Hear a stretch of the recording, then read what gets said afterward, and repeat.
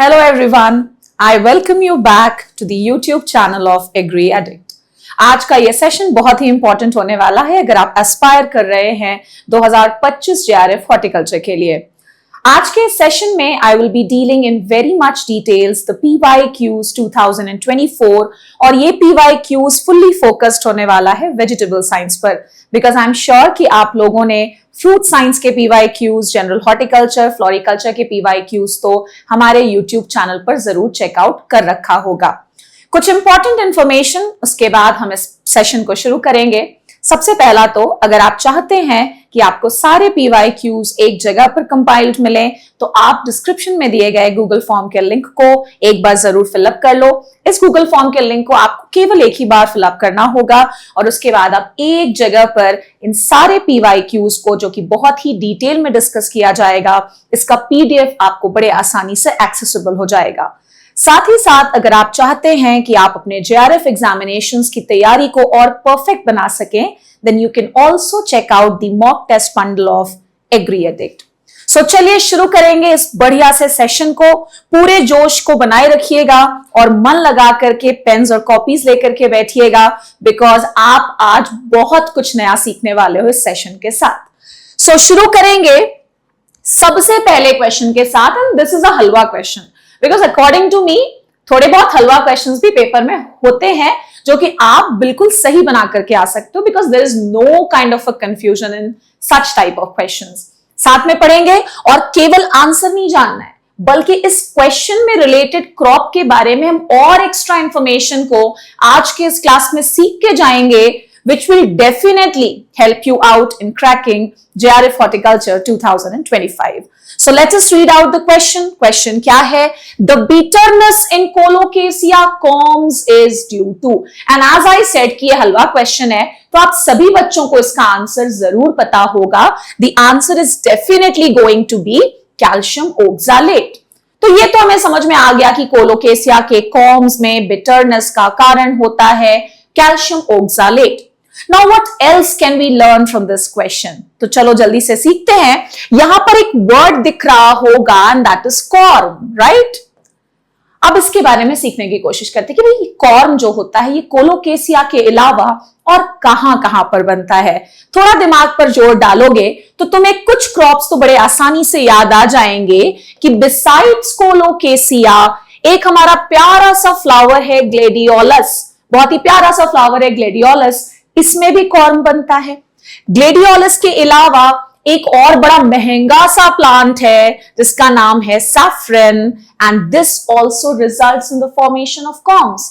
तो आप देख रहे हो किस तरह से हमने अपने YouTube चैनल पर इस तरह के PYQs में डिटेल्ड अप्रोच को अपनाया है, सो दैट आप केवल क्वेश्चन सीख करके नहीं जाओ, बल्कि उस पर्टिकुलर क्रॉप से रिलेटेड, उस पर्टिकुलर टर्म से रिलेटेड और किस टाइप के नए सवाल बन सकते हैं, we will also be dealing with that. So हमने क्या सीखा? सबसे पहले कि कॉर्म्स कोलोकेसिया में बनता है, ग्लेडियोलस में बनता है और सैफरन में बनता है। फाइन, ये तो हो गई बात कॉर्म्स के बारे में। आगे बढ़ते हैं, कोलोकेसिया बाबू के बारे में जरा डिटेल में जानने की कोशिश करते हैं।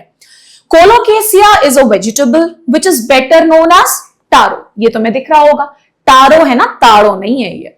Next point, poi is a fermented product made of taro. Yes, क्योंकि एक ना एक सवाल JRF हॉर्टिकल्चर में हर साल आपको फर्मेंटेड प्रोडक्ट पर बेस्ड जरूर देखने को मिलता है। क्या पता आप बहुत लकी हो और सेम सवाल आपको पेपर में देखने को मिल भी जाए। तो पोई एक फर्मेंटेड प्रोडक्ट है which is made from Colocasia, better known as taro. Coming to the third and a very important point, because JRF horticulture का एक ट्रेंड बना हुआ है कि ऐसा हो ही नहीं सकता कि हॉर्टिकल्चर JRF का पेपर हो और डिसऑर्डर्स पर बेस्ड क्वेश्चंस ना आए। कंफर्म क्वेश्चन होता है डिसऑर्डर, ध्यान रखना। सो कोलोकेसिया में there is a very important disorder known as मेस्ट्यूब्रे। मेस्ट्यूब्रे किसका डिसऑर्डर? कोलोकेसिया। कोलोकेसिया को और क्या बोला? टारो। रीजन भी जान लो क्यों होता है मेस्ट्यूब्रे। सो इन जनरल मेस्ट्यूब्रे is due to the deficiency of calcium.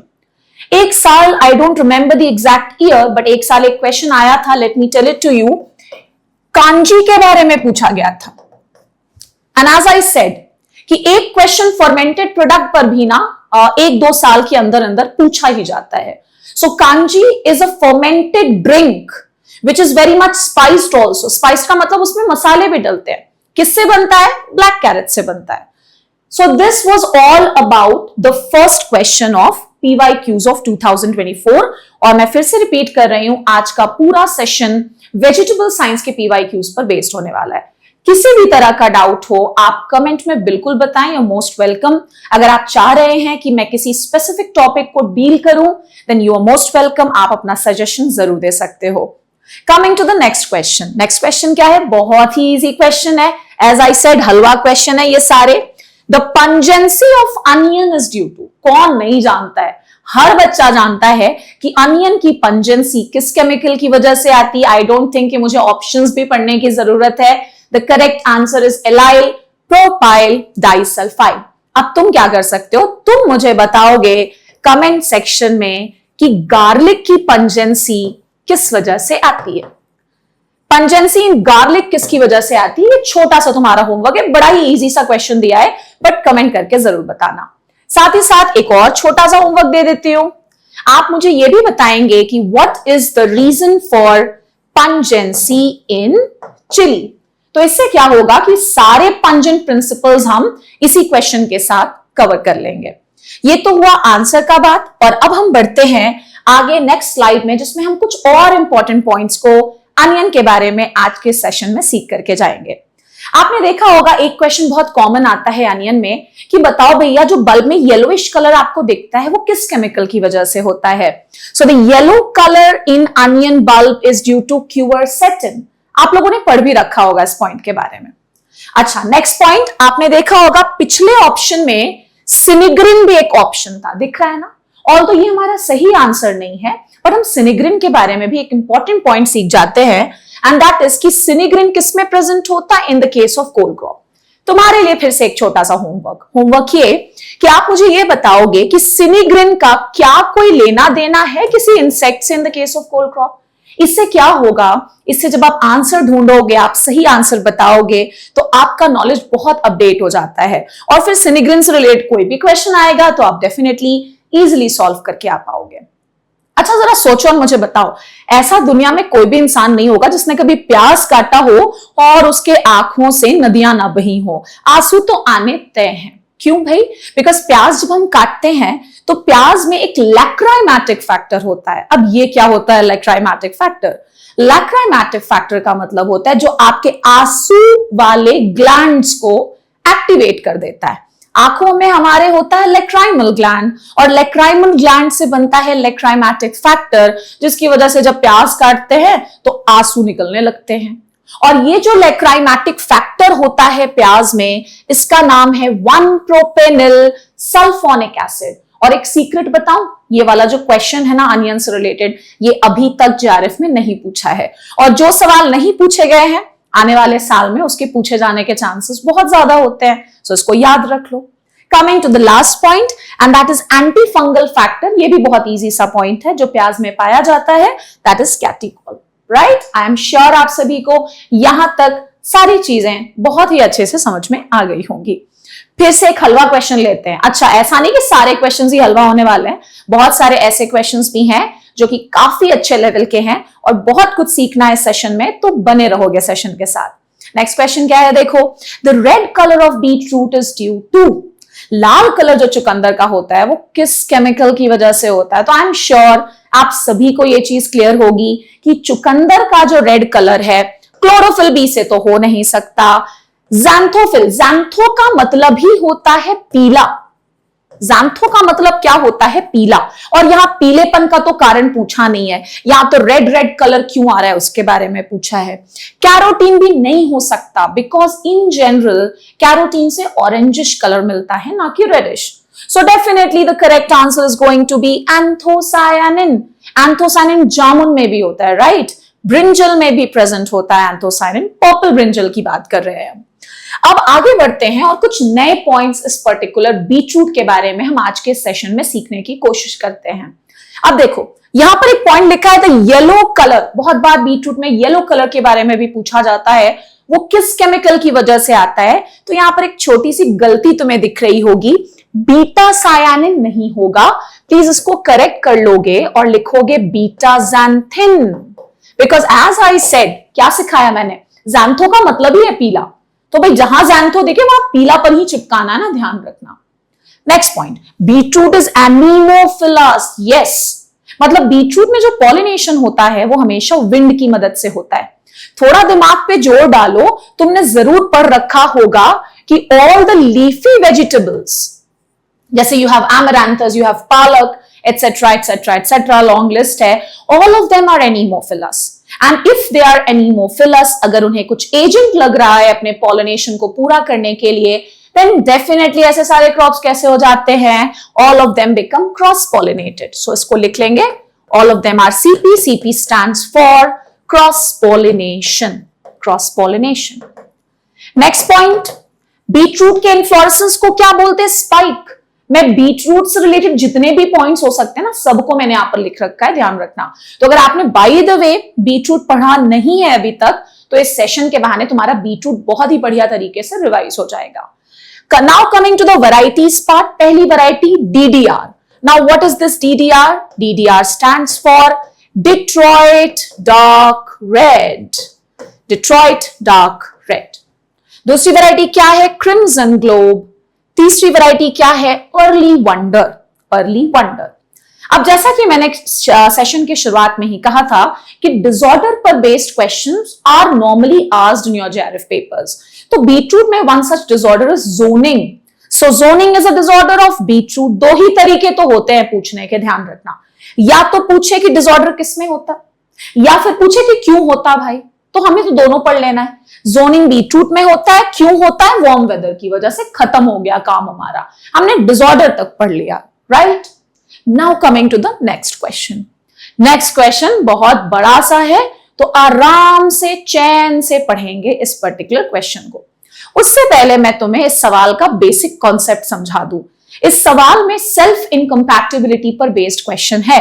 That means कि अगर आप जेआरएफ हॉर्टिकल्चर की भी तैयारी कर रहे हो, तो ब्रीडिंग पार्ट, सीड वाला पार्ट थोड़ा सा स्ट्रॉन्ग होना चाहिए, so that you can make such kind of questions. Fine, पहले तो स्टेटमेंट पढ़ते हैं, पहला वाला assertion रीजन है, not the statement one. Okay, तो assertion क्या कहता है कि diploid wild species of potato are self incompatible due to gametophytic self incompatibility system। अगर सिंपल शब्दों में बताऊं तो सवाल या फिर assertion ये कह रहा है कि जितने भी diploid wild species of आलू हैं, इन सब में सेल्फ इनकम्पैटिबिलिटी होती है, और सेल्फ इनकम्पैटिबिलिटी भी कौन से टाइप की होती है, गैमेटोफाइटिक। थोड़ा सा ठहरो और सुनो जो मैं समझा रही हूं। सेल्फ इनकम्पैटिबिलिटी क्या होता है, पोलन चंगा है, बढ़िया है, बट इसके बाद भी वो अपने फीमेल फ्लावर से दुश्मनी किए हुए है। दैट मीन्स कि पोलन अच्छा होने के बाद भी अपने फीमेल फ्लावर को पॉलिनेट नहीं कर पा रहा है। सेम वही बात है कि घर की मुर्गी दाल बराबर, मैं तुमको पॉलिनेट नहीं करूंगा, लेकिन मैं बाकी सारे फीमेल फ्लावर्स को पॉलिनेट कर दूंगा। This is what you call A self incompatibility. खुद से दुश्मनी है भैया, खुद से मतलब खुद के फीमेल फ्लावर से दुश्मनी है, बाकी कोई दूसरी फीमेल फ्लावर होगी उसको पॉलिनेशन कर देता है pollen, right. Self incompatibility is further of two types, मैं सब लिखवा दूंगी, ध्यान से सुनते जाओ।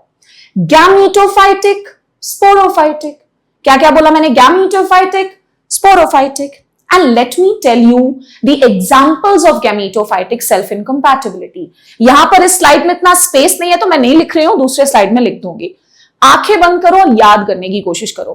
गैमेटोफाइटिक सेल्फ इनकम्पैटिबिलिटी आलू में प्रेजेंट होता है, सोलानेसी फैमिली में होता ही होता है, ठीक है, सिर्फ नॉट जस्ट टॉकिंग अबाउट आलू। बिसाइड्स दिस ये लेगुमिनेसी फैमिली में भी होता है और पोएसी फैमिली में भी होता है। काम खत्म, हमने एग्जाम्पल्स भी पढ़ लिए, ठीक है। अब आते हैं हम इसके बाद रीजन पर, उसके बाद आगे का ज्ञान देती हूं मैं। रीजन कहता है a dominant self incompatibility inhibitor gene, जिसका नाम भी दे रखा है SLI, has been identified in the wild species of Solanum chacoense। देखो फिर से पढ़ लेना, रीजन है ना, ये स्टेटमेंट नहीं है। रीजन क्या कह रहा है, a dominant self incompatibility inhibitor gene बोल रहा है, जो सेल्फ इनकम्पैटिबिलिटी को तोड़ सकता है। किस पर्टिकुलर स्पीशीज से मिला आलू के, सोलानम चाकोएंस से। तो ध्यान रखना बाबू लोग कि पहला स्टेटमेंट भी सही है, दूसरा भी सही है, सब अपने में सही है, लेकिन जो रीजन दिया गया है वो ए का करेक्ट एक्सप्लेनेशन नहीं है, बिकॉज उसमें बात की जा रही है कि भैया वाइल्ड स्पीशीज में ये टाइप का सेल्फ इनकम्पैटिबिलिटी होता है, और दूसरा स्टेटमेंट तो बिल्कुल अनरिलेटेड है कि एक स्पीशीज है चाकोएंस जिसमें सेल्फ इनकम्पैटिबिलिटी का इनहिबिटर जीन है। सो अपने अपने में स्टेटमेंट्स बिल्कुल सही है, but R is not the correct explanation of A. So I am sure आप लोग आंसर बता दोगे। Both A and R are correct, but R is not the correct explanation of A. Fine, तो यहां तक तो हमारी बातें हो गई, काफी लंबी चौड़ी बात कर ली मैंने, और अब आगे बढ़ते हैं और नेक्स्ट पॉइंट पर ध्यान देते हैं। SLI का बात हुआ था ना वहां पर, तो तुम सबसे पहले अपने नोट्स में क्या कर लेना, लिख लेना SLI एक डोमिनेंट इनहिबिटर जीन है, और ये किस स्पीशीज से मिलता है? So it has been taken from Solanum chacoense. Solanum chacoense, क्या पता इस बार यही क्वेश्चन आ जाए कि what is the source of SLI dominant self incompatibility inhibitor gene? तो answer is going to be Solanum chacoense. Fine, अब आगे बढ़ते हैं। बात तो ये भी हुई थी ना कि डिप्लॉयड स्पीशीज में सेल्फ इनकम्पैटिबिलिटी कौन से टाइप की होती है, क्या मीटोफाइटिक? तो क्यों ना हम आज के सेशन में आलू के सारे डिप्लॉयड स्पीशीज की बात कर ले। तो चलो साथ में पढ़ते हैं। पहला है स्टेनोटोमम, सोलानम आगे जोड़ लेना। दूसरा है फूरेजा, फूरेजा। तीसरा है एजानहुईराई, एजानहुईराई। These all are the diploid species. Now coming to the triploid species. जी हाँ, आलू में भी triploid species है। क्या नाम है? Solanum chaucha, Solanum चाउचा।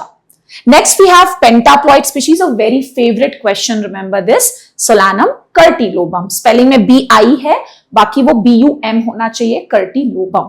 तो कितना सारा सीखा आप लोगों ने। आंखें बंद करो और क्लास में अभी के अभी रिवाइज करके कंप्लीट कर लो। SLI का सोर्स चाकोएंस, पेंटाप्लॉइड स्पीशीज कर्टिलोबम, ट्रिप्लॉइड स्पीशीज चाउचा, फूरेजा कैसा स्पीशीज है? डिप्लॉइड है। तुम मुझे ये बताना कि सोलानम ट्यूबिरोजम कैसा है? बहुत ही आसान सा क्वेश्चन। तुम कैसे बताओगे? इज इट ऑटो टेट्राप्लॉइड और एलो टेट्राप्लॉइड? ये मुझे बताओगे। इसके अलावा क्यों ना हम IYP के बारे में भी बात कर ले। IYP stands for international year of potato.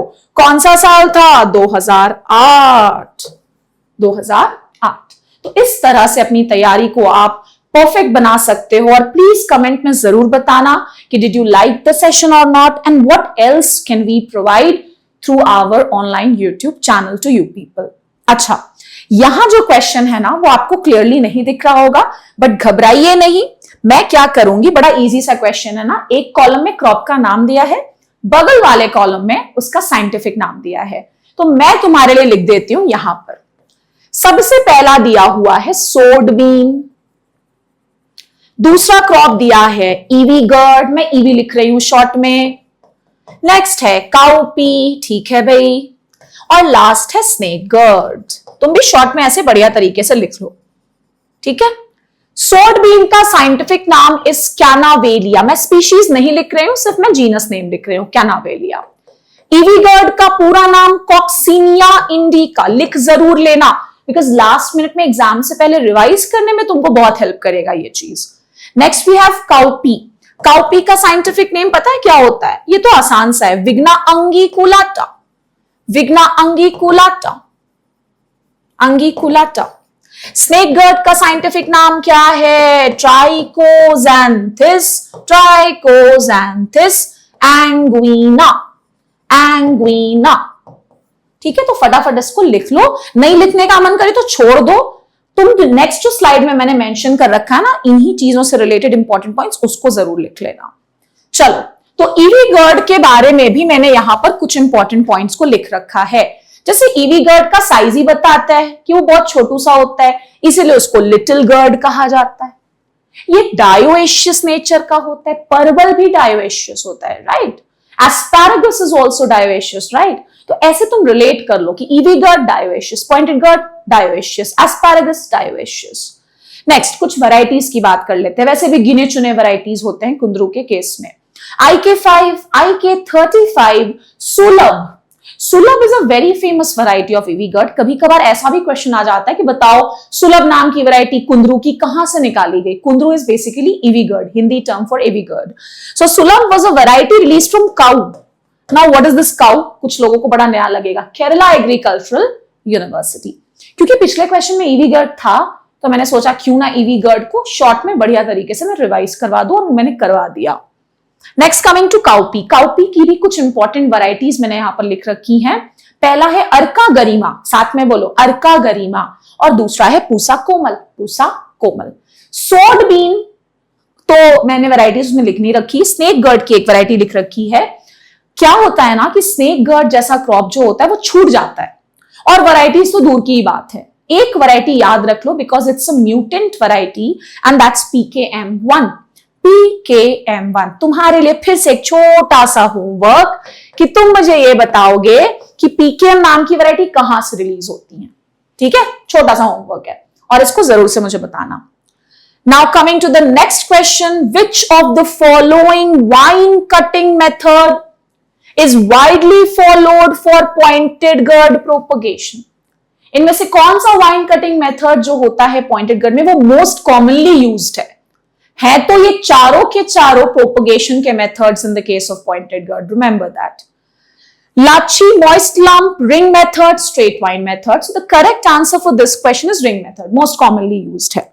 अब नया क्या सीख सकते हैं इस क्वेश्चन से, तो मैं बात करूंगी, मैं फिर से कह दे रही हूं। एक तो ये सवाल हो गया कि ring method is most commonly used method for propagation of pointed gourd using the wine cuttings.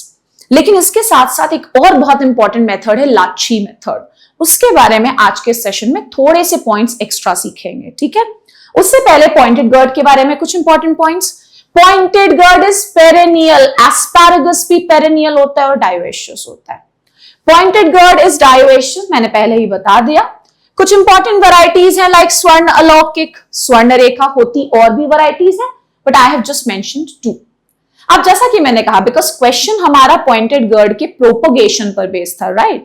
So propagation में एज आई सेड लाची method is quite commonly asked question also. तो क्यों ना लाची मेथड को थोड़ा सा और सीख जाते हैं। देखो यहां पर लिख रखा है मैंने कि लाची मेथड जो है इसमें जो वाइन्स चूज किए जाते हैं उनकी लंबाई, length should be 1 to 1.5 metres long. कितने नोड्स होने चाहिए? 8 से 9 नोड्स होने चाहिए। और ये तो सबसे इंपॉर्टेंट पॉइंट है, ये जो पॉइंट है ये सबसे इंपॉर्टेंट पॉइंट है। 1 से 1.5 मीटर लंबा, 8 से 9 नोड, ठीक है वो याद कर लिया। और इनको किस पैटर्न में फोल्ड करना है? ऐसे 8 शेप में फोल्ड करके डालना है आपको ग्राउंड में। So this shape can also be asked. कुछ याद आ रहा है एंटोमोलॉजी में डांस फॉर्म्स ऑफ हनी बीज? क्या कोई ऐसा भी डांस फॉर्म होता है जहां पर हनी बीज ऐसे 8 शेप में डांस करती हैं? सोच करके कमेंट में मुझे जरूर बताना। ठीक है, चलो आगे बढ़ते हैं नेक्स्ट क्वेश्चन पर। बहुत ही अच्छा क्वेश्चन है, बहुत ही बढ़िया क्वेश्चन है। Which of the following factors is not favorable for the induction of staminate flower in watermelon? अब सबसे पहले ये स्टैमिनेट फ्लावर क्या होता है? तो भैया स्टैमिनेट का मतलब मेल फ्लावर, यानी सवाल ये पूछ रहा है कि वाटरमेलन में इनमें से कौन सा फैक्टर हमेशा मेल फ्लावर को प्रमोट नहीं करने वाला है, नहीं करेगा प्रमोशन, ध्यान रखना। तो देखो सबसे पहला पॉइंट लिखा है एक्सेसिव नाइट्रोजन एप्लीकेशन, ये तो करता है, बढ़ाता है। ये हाई टेम्परेचर कंडीशन भी बढ़ाता है, लॉन्ग डे लेंथ भी बढ़ाता है। क्या नहीं बढ़ाता है? ये वाला application of ethrel at the rate of 150 ppm। तुम कहोगे क्यों नहीं बढ़ाता, बाकी तीनों तो बढ़ा रहे हैं, इसको भी बढ़ाना चाहिए। इसीलिए नहीं बढ़ाता because ethrel which you better call it as ethylene, that is mainly a feminising hormone. ये तो फेमिनाइजिंग हार्मोन है भाई, इसका काम ही है फीमेलनेस को प्रमोट करना, तो ये कैसे मेलनेस को प्रमोट कर देगा? ठीक है, this is the simple reason for this. अब तुम क्या करोगे कमेंट में, हाँ तुमसे ज्यादा मेहनत करवा रही हूं मैं बिकॉज तुम्ही को एग्जाम देना है, राइट? तुम क्या करोगे, मुझे बताओगे कि वो कौन सा प्लांट हार्मोन है जिसका मेलनेस इफेक्ट होता है। बहुत इंपॉर्टेंट क्वेश्चन है, प्लांट फिजियोलॉजी पर बेस्ड, तो मुझे जरूर से बताओगे। अब हम आ जाते हैं कुछ एक्स्ट्रा पॉइंट्स को पढ़ लेते हैं उस क्वेश्चन पर बेस्ड। जैसे मैंने पहले लिख रखा है, जो मैंने बता भी दिया, ethereal is a feminising hormone, वो मैंने पढ़ा दिया आपको। वाटरमेलन में तुम्हें भी पता है एक क्वेश्चन ना बड़ा कॉमन सा क्वेश्चन है, क्या कि भैया बताओ पूसा बेदाना के बारे में, कुछ ना कुछ तो आता ही है।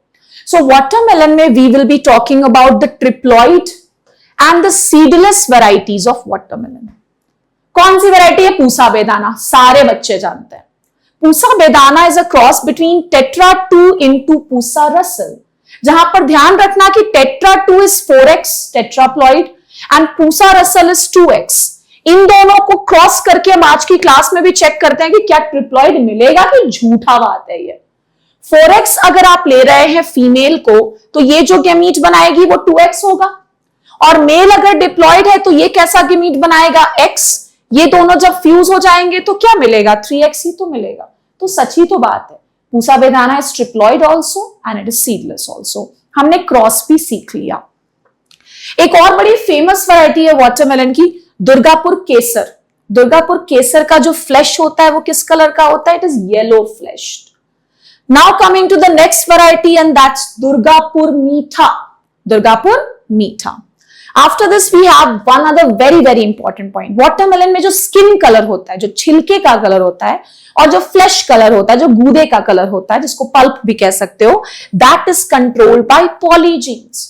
तो लगभग तो मैंने वाटरमेलन से मोस्ट कॉमनली आस्क्ड क्वेश्चंस तुमको आज के सेशन में रिवाइज करवा ही दिए, ठीक है। और कुछ और इंपॉर्टेंट पॉइंट्स हैं वो तो तुमने पढ़ ही रखा होगा। Now coming to the next question, ठीक है, ध्यान से सुनना। क्वेश्चन क्या है, दिस टिपिकल वेजिटेबल काउपी। ये बोलने से कोई फर्क नहीं पड़ता, ठीक है। सवाल को टिपिकल वेजिटेबल बोलने से सवाल आसान नहीं होता, ना ही डिफिकल्ट हो जाता है। Has a higher polysaccharide is to monosaccharide ratio. ठीक है भाई, क्या कह रहा है कि जो काउपी है ना उसमें पॉलीसैकेराइड और मोनोसैकेराइड का जो रेशियो है वो हायर लेवल पर होता है। ठीक है, देखते हैं आगे क्या है। Next statement 2, amino acid profile particularly lysine, leucine, phenylalanine contents are relatively high in cowpea। अब थोड़ा दिमाग लगाओ, काउपी कैसा वेजिटेबल है? काउपी कैसा वेजिटेबल है? तो काउपी आप कहोगे लेग्यूम वेजिटेबल है। और अगर लेग्यूम है बाबू लोग तो क्या खासियत होना चाहिए? क्या कार्बोहाइड्रेट ज्यादा होगा कि प्रोटीन? प्रोटीन ज्यादा होगा। एंड पॉलीसैकेराइड और मोनोसैकेराइड तो वैसे भी they are the forms of carbohydrate. That means statement 1 गलत है, स्टेटमेंट 2 सही है। स्टेटमेंट 2 सही है। अब यहां पर तुम देखोगे कि 3 अमीनो एसिड्स की बात की गई है कि हाँ जो हमारा काउपी है वो इन 3 अमीनो एसिड्स में रिच होता है, राइट। एक और दिया हुआ है फिनाइलएलानिन। अब क्योंकि जेआरएफ में सिर्फ और सिर्फ आपको हॉर्टिकल्चर बेस्ड क्वेश्चंस ही नहीं मिलने वाले, you will get other questions as well. इस तीनों अमीनो एसिड में ये वाला जो अमीनो एसिड है खुद में बहुत इंपॉर्टेंट है। Do you know why? Why? इसीलिए because this is aromatic in nature. इसमें अलग सी एक खुशबू होती है। Similarly you have tyrosine and tryptophan. ये दोनों amino acids are also aromatic in nature. बहुत बढ़िया सुगंध होती है इनमें। अब मैंने तो कभी इनका सुगंध नहीं लिया है, बट किताबों में लिखा है, इसीलिए मैंने ये चीज कह दी। ठीक है, इसको लिख लेना। आगे बढ़ते हैं, नेक्स्ट क्वेश्चन बहुत अच्छा क्वेश्चन है, even for horticulture people and for breeding also, plant sciences also. क्या है देखो, पढ़ो। Which of the following vegetable crop has brown anther type and petaloid type male sterility? ठीक है, तो बेटा मुझे तो आंसर पता है, इसलिए मैं बता देती हूं। उसका सही आंसर कैरेट है।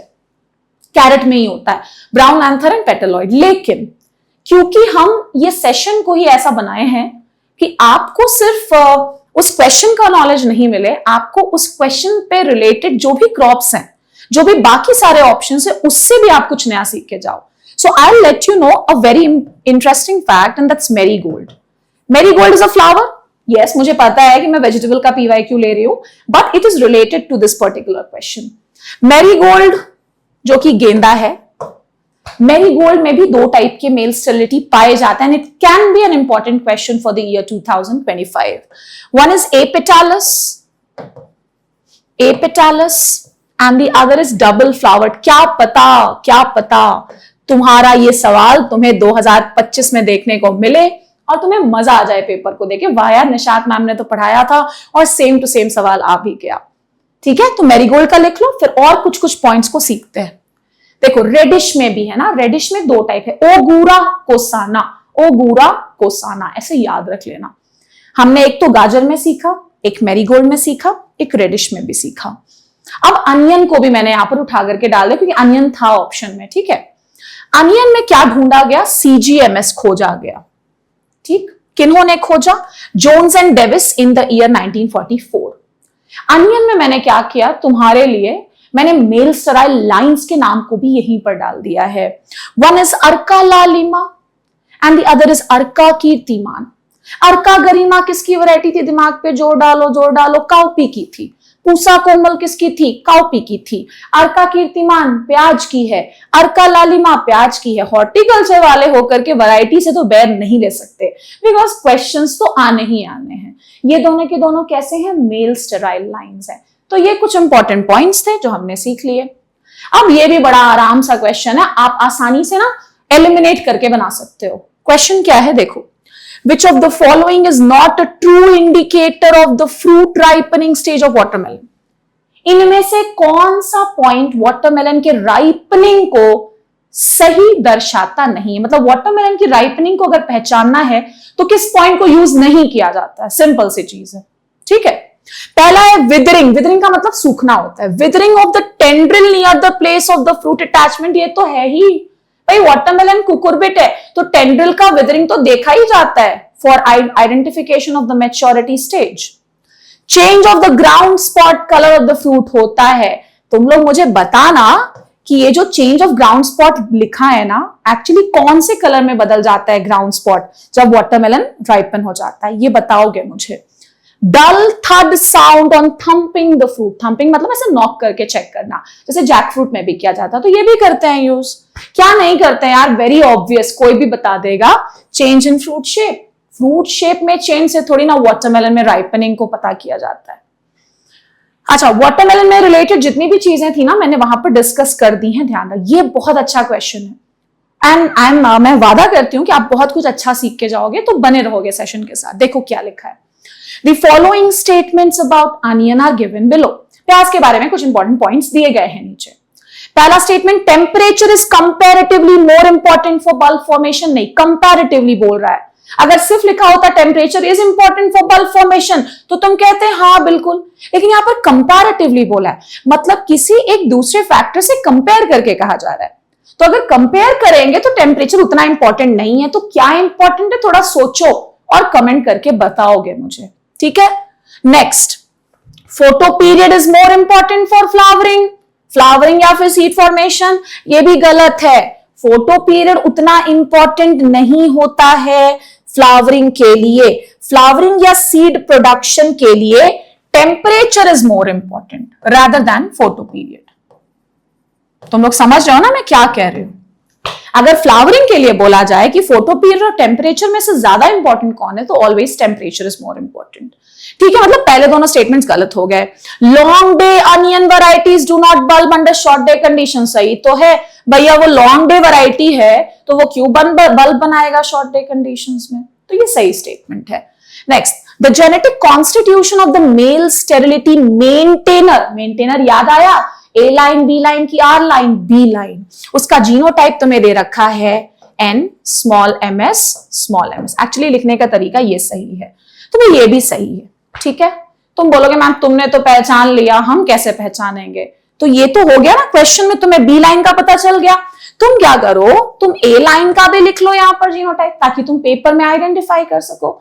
ए लाइन कैसा होता है? मेल स्टेराइल, तो सामने एस लिख दो, small M S small M S, हो गया। मतलब सही क्या क्या होंगे? C and D only.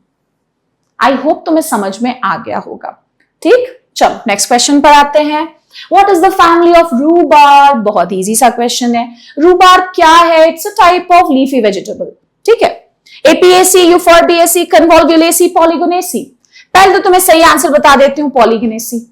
APAC family में कौन कौन आते हैं? कोरिएंडर धनिया, क्यूमिन जीरा, फेनल सौंफ, सेलरी, सेलरी का हिंदी मुझे नहीं पता, शायद होता भी नहीं है, एंड कैरेट गाजर। यूफोर्बिएसी फैमिली में कौन कौन आएंगे? कसावा आएगा, कसावा, रबर आएगा, रबर, आंवला आएगा, आंवला इज अ फ्रूट। कन्वोल्वुलेसी में तो हमारा एक ही भाई है भाई, स्वीट पोटैटो, और कौन ही आ सकता है इसके अलावा यहां पर।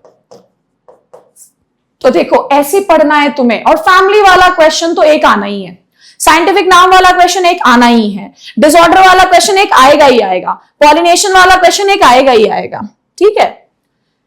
देखो अब क्या क्या एक्स्ट्रा लाए हैं तुम्हारे लिए। बकवीट की भी फैमिली पॉलीगोनेसी, याद आया बकवीट, बकवीट जो कि सूडो सीरियल है, और सूडो सीरियल भी ना जेआरएफ के जनरल एग्रीकल्चर वाले पोर्शन में काफी ज्यादा पूछा जाता है। रूबाब के बारे में कुछ कुछ पॉइंट्स पढ़ लेते हैं। रूबार्ब, रूबार्ब, रूबाब का साइंटिफिक नाम है रियूम रेपोंटिकम, रेपोंटिकम, ठीक है, अगर वो नहीं नजर आ रहा होगा तो लिख लेना। इकोनॉमिक पार्ट लीफ का स्टॉक या पिटियोल होता है, और ये कोल्ड रेजिस्टेंट होता है, ठीक है भाई, अच्छी बात है। कुछ वैरायटीज भी ले रखा है मैंने। मैकडोनल्ड एक वैरायटी है, एक वैरायटी स्ट्रॉबेरी है, और एक सनराइज है। तो स्ट्रॉबेरी, मैकडोनल्ड, सनराइज किसकी वैरायटी? रूबाब की।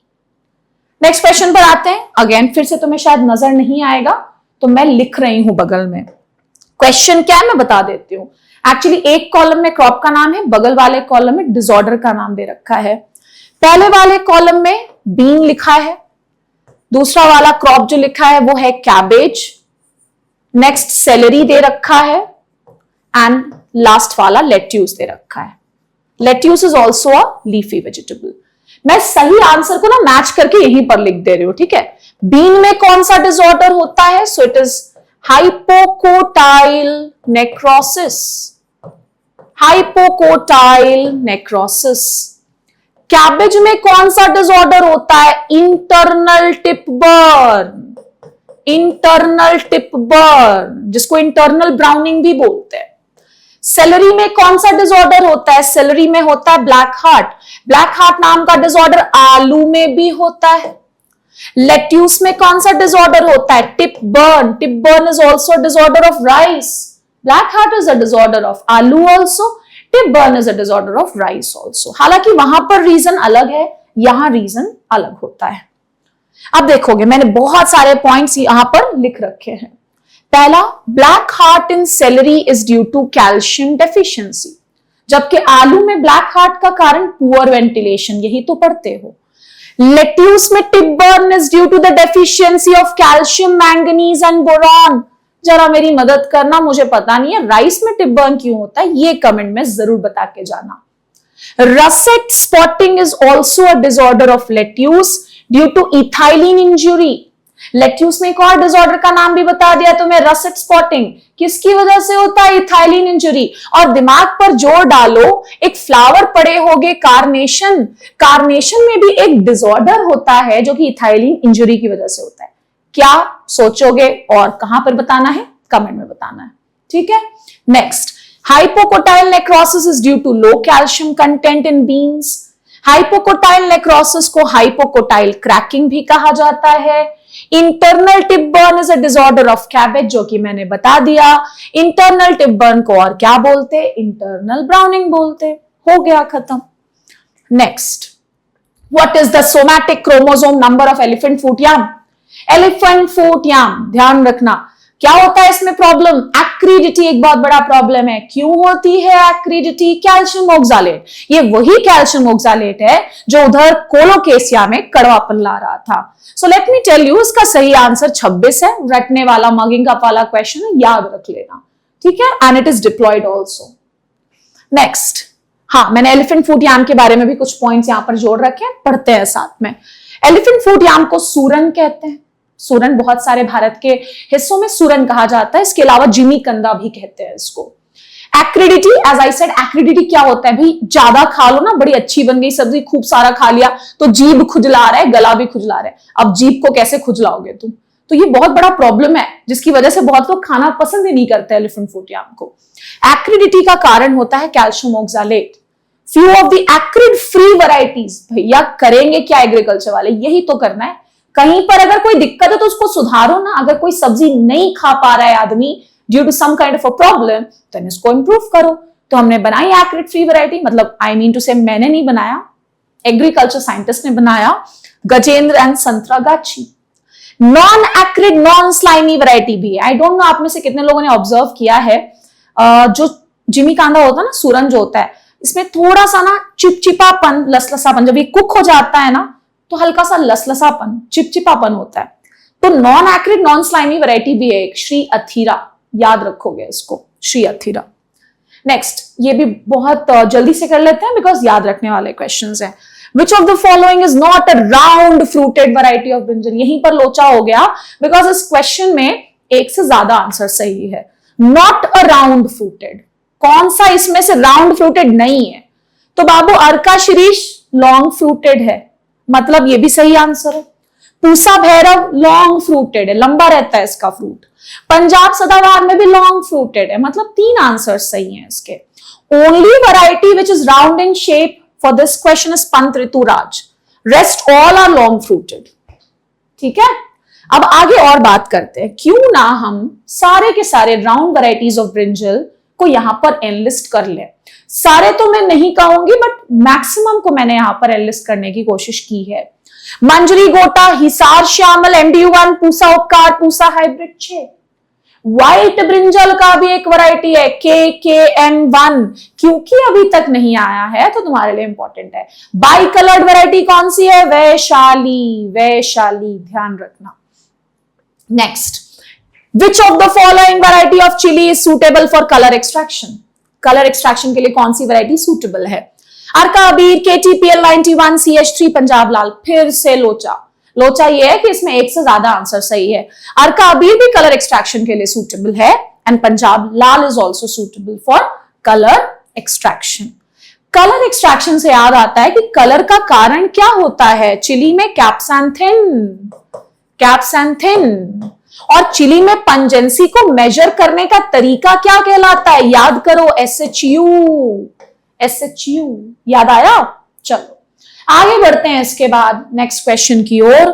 विच of the following shows very high inbreeding depression on selfing? इसका आंसर मैक्सिमम बच्चे गलत बताते हैं। इनमें से वो कौन सा क्रॉप है जो सेल्फिंग किए जाने पर इनब्रीडिंग डिप्रेशन का शिकार ज्यादा होता है?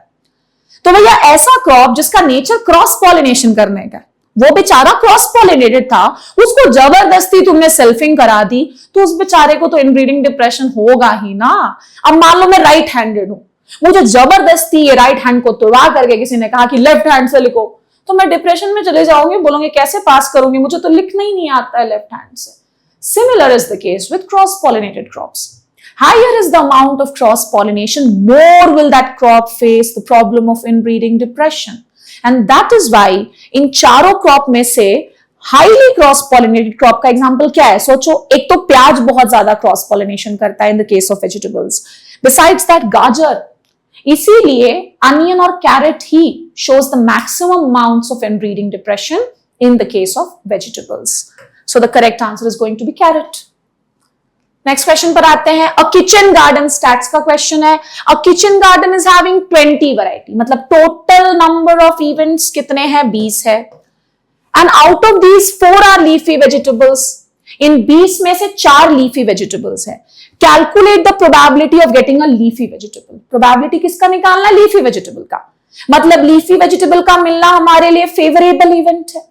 Divided by the total number of event कितने हैं? 20 है। तो 4/20, 4 1s 4, 4 5s 20, 1/5 कितना आएगा? कैलकुलेट करके बताओ, कमेंट में बता देना। मुझे आता है कैलकुलेशन, ऐसा मत समझना, बट तुम बता देना। Next, which of the following is not a Frost tolerant species of potato? इनमें से कौन सा आलू का फ्रॉस्ट टॉलरेंट स्पीशीज नहीं है? सबसे पहले तो दिमाग चलाओ, थोड़ा दौड़ा दिमाग को। फ्रॉस्ट टॉलरेंट वैरायटी कौन सी है आलू की? कुफरी शीतमान, कुफरी शीतमान। इसमें स्पीशीज पूछ दिया, कोई प्रॉब्लम नहीं है। इनमें से कौन सा नहीं है? ये फ्रॉस्ट टॉलरेंट है, एक काउले। वर्नी भी फ्रॉस्ट टॉलरेंट है। कॉमेरसोनाई भी फ्रॉस्ट टॉलरेंट है। बचा कौन? ये वाला बेचारा ट्यूबरॉन। ट्यूबरॉन जो है it is not Frost tolerant. अब इन तीनों स्पीशीज के अलावा, एकाउले, वर्नी, कॉमेरसोनाई के अलावा और कौन से फ्रॉस्ट टॉलरेंट स्पीशीज हैं, वो भी तो मैं लेकर के आई हूं। फ्रॉस्ट टॉलरेंट स्पीशीज में एक और नाम जोड़ लेना, स्टेनोटोमम। ठीक है, प्लस हम कुछ और स्पीशीज की भी बात कर लेंगे कि कौन से फ्रॉस्ट और ड्राउट टॉलरेंट दोनों हैं, दोनों प्रॉपर्टी। एक तो एजान हुई राय में और एक कर्टिलोबम में। तो देख लो ना, आलू शुरुआत में भी मैंने बहुत कुछ डिस्कस किया था आलू के बारे में। डिप्लॉइड स्पीशीज, ट्रिप्लॉइड स्पीशीज, दिमाग ला लो, पेंटाप्लॉइड स्पीशीज, याद आया? कर्टिलोबम, चाउचा, ये सब डिस्कस किया था। Next, king of north is a variety of. King of north किसकी वैरायटी है? के से किंग। के से कौन सा वेजिटेबल है? देखो सब में knol khol. So the correct answer is knol khol. अब हमारे इस नोल खोल के बारे में कुछ थोड़े बहुत पॉइंट्स पढ़ लिए जाए. एडिबल पार्ट नॉब है. नॉब क्या होता है? एकदम मोटू सा स्टेम होता है, फुला हुआ सा स्टेम होता है, इस टाइप का, है ना, नॉब. ये क्रूसीफर होता है, क्रूसीफेरी फैमिली का मेंबर.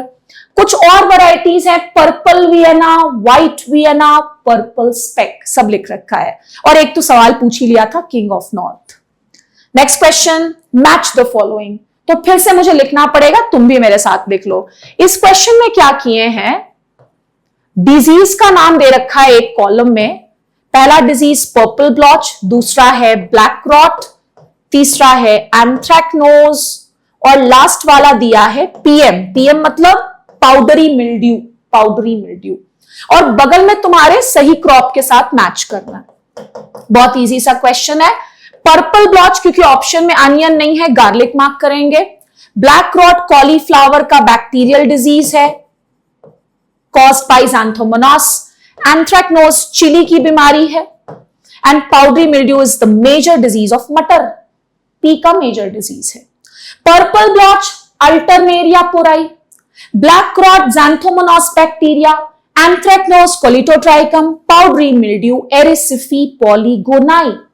ये तो मैंने कह दिया और साथ ही साथ मैंने इस पीडीएफ में ऐड भी कर दिया. और जैसा कि मैंने कहा कि अगर आपको सारे पीवाईक्यूज का पीडीएफ एक साथ चाहिए तो आप नीचे दिए गए गूगल फॉर्म को एक बार फिलअप करोगे, आपको इकट्ठा एक जगह पर all the PYQs will be provided, और वो बहुत आसान हो जाएगा तुम्हारे लिए पेपर से पहले. Next, another very good question. ठीक है, थोड़ा ध्यान से पढ़ेंगे. क्या लिखा है, पढ़ो. Assertion और रीजन है, tuberisation in sweet potato is almost absent at 75% shade. मतलब स्वीट पोटैटो ट्यूबर नहीं बना पाता है at 75% shade, severely affected at 55% and not much affected at 25% shade. मतलब 3 अलग अलग शेड की वैल्यूज देकर के बताया है कि ट्यूबराइजेशन कब कितना अफेक्टेड होता है in the case of sweet potato. आगे इसका रीजन दे रखा है, warm sunny days and cool nights are favorable for better tuber development in sweet potato. तो भाई पहला स्टेटमेंट भी सही है, दूसरा भी सही है, ध्यान रखना. एंड बिल्कुल R is the correct explanation of A. R is the correct explanation of A. So I am sure कि आपको पता है सही आंसर क्या होगा, ऑप्शन नंबर A. ये तो स्टेटमेंट, ये कैरेक्टर है आलू, आई मीन स्वीट पोटैटो का. You have to keep this in your mind. After this sweet potato के बारे में कुछ इंपॉर्टेंट पॉइंट्स पढ़ते हैं. Sweet potato hexaploid. नॉर्मल जो हमारा आलू है जो मीठा नहीं होता, दैट इज टेट्राप्लॉइड. ये हेक्साप्लॉइड. क्रोमोसोम नंबर 90 है. स्वीट पोटैटो वीवल एक बहुत इंपॉर्टेंट इंसेक्ट है, स्टोरेज इंसेक्ट भी माना जाता. नाम इसका क्या है, Cylas formicarius. Soma clonal variety है, बहुत important with respect to the biotechnology part in horticulture. Soma clonal variety of sweet potato कौन सी है, Scarlet. Scarlet. Next we have biofortified varieties of sweet potato. Now what are these biofortified varieties? The biofortified varieties nutrient rich varieties होती है, which has been either developed through the normal breeding methods or through the biotechnological methods. So the first one we have is Bhusona and the next one we have is Bhukrishna. Bhusona and Bhukrishna. Next, given below other two statements, और आपको बताना है कौन सा सही कौन सा गलत. दोनों सही कि दोनों गलत. ठीक है, पढ़ते हैं. In vegetable crop luxury consumption of potassium is a very common feature. सही तो है. लग्जरी कंजम्पशन तो वैसे भी पोटेशियम नहीं उसकी जिम्मेदारी ले रखी है. This is a correct statement. Next, potassium is more mobile than nitrogenous fertiliser. एकदम गलत इल्जाम लगाया गया पोटेशियम पर, बिकॉज पोटेशियम नाइट्रोजन से तो ज्यादा मोबाइल नहीं होता है. तो ये बिल्कुल गलत इल्जाम है पोटेशियम पर. That means statement 1 बिल्कुल सही and statement 2 is a गलत इल्जाम on potassium because it is not much more mobile than nitrogen. Coming to the next question. What is the approximate average protein content on a dry weight basis in potato? 5, 10, 15, 20. 10 ही है.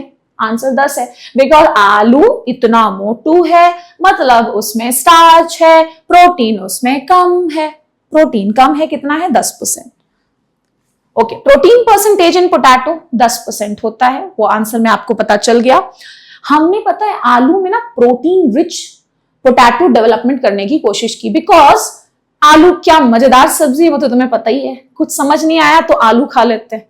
तो आलू में ही अगर हम nutrient enrich कर दें तो आलू बड़ा बढ़िया वेजिटेबल हो जाएगा, बहुत अच्छा ऑप्शन हो जाएगा। तो व्हाट डिड वी डू, हमने एमरैंथस के एक स्पीशीज हाइपोकॉन्ड्रियाकस से एक जीन लिया AMA1। सो रिमेंबर दिस, एक जीन है AMA1 जिसको आलू में डाल करके हमने आलू को प्रोटीन रिच बनाने की कोशिश की थी। And what was the source of this gene, Amaranthus hypochondriacus. ठीक है, मजा आ रहा है ना सेशन में? जरूर बताना कि मजा आया कि बोर मार दिया। अब नेक्स्ट क्वेश्चन है, जल्दी से कर लेते हैं। Given below are the two statements. ये काशी होना चाहिए ना, कष्ट नहीं।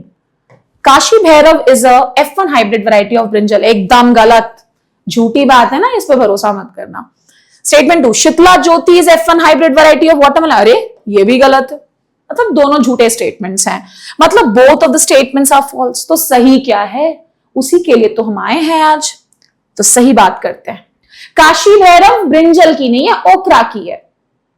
शीतला ज्योति ओकरा की हाइब्रिड वैरायटी, मतलब झूठे स्टेटमेंट्स थे वो। अब देखो, काशी भैरव से बनाते हैं पूसा भैरव वैरायटी, नाम एक जैसा ना तो कंफ्यूजन होता है। पूसा भैरव किसकी वैरायटी है, ब्रिंजल की। शीतला ज्योति से आंध्रा ज्योति भी निकाल दिया है मैंने, आंध्रा ज्योति किसकी वैरायटी है, चिली की। तो ऐसे कंफ्यूजिंग नेम वाली वैरायटीज बच्चों को पूरा कंफ्यूज कर ही देते हैं, और वो कंफ्यूजन मैंने आज दूर कर दिया। नेक्स्ट बहुत अच्छा क्वेश्चन है, असर्शन रीजन वाला क्वेश्चन है, थोड़ा सा सुनना। सेल्फ इनकम्पैटिबिलिटी, घर की मुर्गी दाल बराबर अपने फीमेल फ्लावर को मेल पॉलिनेट नहीं करेगा। अगर नहीं करेगा तो सेल्फ पॉलिनेशन नहीं होगा, क्रॉस पॉलिनेशन तो होगा। मतलब self incompatibility is a factor which can promote cross pollination. Cross pollinated जितने भी होते हैं वो हाईली हेट्रोजाइगस होते हैं नेचर में, and self pollinated are homozygous in nature. बस ये कॉन्सेप्ट आना चाहिए, ये सवाल चुटकियों में बनाओगे। Sweet potatoes are highly heterozygous with outbreeding habit, सही है, आउटब्रीडिंग का मतलब cross pollination. Self incompatibility is evident in different sweet potato cultivar, सही है। सेल्फ इनकम्पैटिबिलिटी की वजह से ही तो बाबू हमारा स्वीट पोटैटो आउटब्रीडिंग करता है, और आउटब्रीडिंग करने की वजह से ही तो वो हेट्रोजाइगस है। ठीक है, याद रखना, और वो ट्यूबराइजेशन वाला पॉइंट भी याद रखना। Little leaf disease of brinjal is transmitted by, यार क्या पुराने जमाने का क्वेश्चन नहीं है, फाइटोप्लाज्मा से होता है ना लिटिल लीफ, और phytoplasmal diseases in general is transmitted by leaf hopper, बहुत ही easy सा question, which I call it as halwa question. Other diseases of brinjal, phomopsis blight, बहुत common है। मैंने causal agent इसीलिए नहीं लिखा because it is caused by phomopsis fungus only. यहां पर मैंने एक वैरायटी के बारे में भी बात की, and that's Hisar Shyamal. Hisar Shyamal is a variety of brinjal which is tolerant to little leaf. ठीक है, tolerant to little leaf. Next. Which of the following is a high temperature tolerant variety of cabbage? High temperature को भी tolerate कर जाए, पूसा अगेती, पूसा अगेती। Next, तुम्हें पता है ना एक white cabbage होता है जो normal cabbage है, इससे क्या बनता है, sauerkraut। पोई किससे बना था, कोलोकेसिया। कांजी किससे बना था, ब्लैक कैरेट। एक तो ये क्वेश्चन। फिर लाल लाल कैबेज भी आता, केवल चुकंदर लाल नहीं है बल्कि आजकल तो कैबेज भी लाल हो गया, रेड एकड़। सवॉय कैबेज की वैरायटी, सवॉय पता है क्या होता है, सवॉय का नाम क्या है, सबाउदा। साइंटिफिक नेम में स्पीशीज इज सबाउदा। रेड कैबेज में रूब्रा। इसकी जो पत्ती ना पूरी छेद छेद पत्तियां होती हैं, एकदम रिंकल्ड एंड ब्लिस्टर्ड लीव्स, ऐसा लगेगा उसको पूरा पिंपल हो गया चेहरे पर, मतलब कैबेज के चेहरे पर, not on my face. Savoy cabbage की variety chieftain, chieftain. Utkal Mayuri is a variety of, तो उत्कल नाम की सारी वैरायटी कहां से निकलती हैं, उड़ीसा से, and Utkal Mayuri is a variety of vegetable amaranth. अब हमने क्या किया, तुम बच्चों के लिए आसान बनाने के लिए सारे उत्कल नाम की वैरायटीज जो इंपॉर्टेंट है यही लिख दिया है मैंने, देखो साथ में पढ़ना। ब्रिंजल में उत्कल तारिणी, उत्कल ज्योति, उत्कल केसरी। तारिणी, उत्कल ज्योति, उत्कल केसरी। टमाटर में है उत्कल कुमारी, और उत्कल मयूरी अमरंथ में। Next, what is the ideal seed rate for okra for the rainy season crop. दो केसेस की बात करेंगे, रेनी सीजन, समर सीजन। भाई रेनी सीजन के लिए सही आंसर 8 से 10 केजी पर हेक्टेयर, और अभी फटाफट लिख लो समर सीजन 18 से 20 KG per hectare. Next, match the following. अब यहां पर क्या गया, फिर से मुझे लिखना पड़ेगा। इधर मैं लिख देती हूं क्रॉप, इधर लिख देती हूं आईडी। आईडी मतलब क्या, आइडेंटिटी कार्ड नहीं, आइसोलेशन डिस्टेंस। पहला है कॉलीफ्लावर, इसका तो ज्यादा ही होता है, ज्यादा ही होना है। अनियन का भी ज्यादा होता है, अच्छा खासा होता है। ओकरा बहुत ज्यादा तो नहीं कहूंगी बट फिर भी ज्यादा है। And brinjal. कॉलीफ्लावर का 1600 मीटर, जितना ज्यादा क्रॉस पॉलिनेशन उतना ज्यादा आइसोलेशन डिस्टेंस। इसका 1000 मीटर, ओकरा का 400 मीटर एंड ब्रिंजल का 200 मीटर। हो गया ये isolation distance. Next, given below are the two statements. Heat tolerant tropical cauliflower shows significantly high levels of self incompatibility. सही है।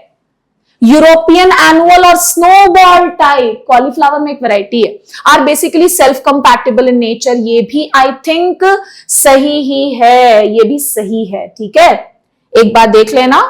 सो I think both statement 1 and statement 2 are true.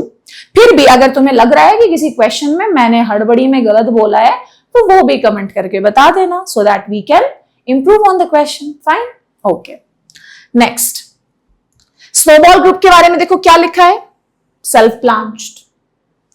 Pusa हिमज्योति भी self, अच्छा पता है कि नहीं पता सेल्फ ब्लांच क्या होता है, जिसमें पत्तियों ने पूरा अपने कर्ड को प्यार से ढक रखा हो कि खूब ज्यादा उस पर धूप ना पड़े और वो पीला ना पड़ जाए।